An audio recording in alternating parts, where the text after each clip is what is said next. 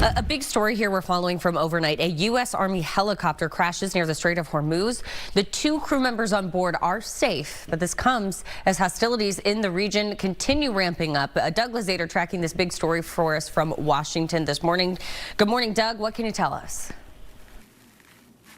Good morning. We're still waiting to learn more about the downing of this helicopter, but it does appear that both crew members have been rescued. The U.S. military has relied extensively on the firepower of Apache helicopters in the Strait of Hormuz.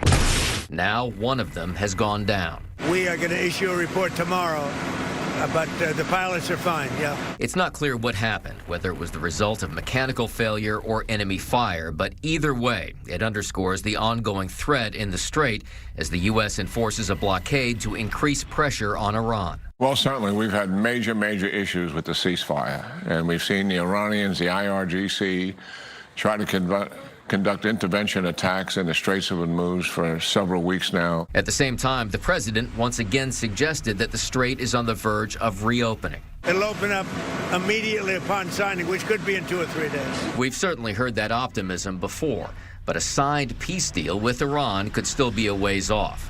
Israel and Hezbollah, Iran's proxy in Lebanon, have been trading fire, and Iran shows few public signs of backing down. The Iranian Foreign Ministry warned of further conflict, and Israel's ambassador to the U.S. played down reports of a rift between President Trump and Israeli Prime Minister Benjamin Netanyahu over recent Israeli attacks on Hezbollah. Sometimes lovers have a spat, and sometimes the tension in the room and on the conversation can get a little heated. They were going back and forth, and now they both agreed, through me, to stop.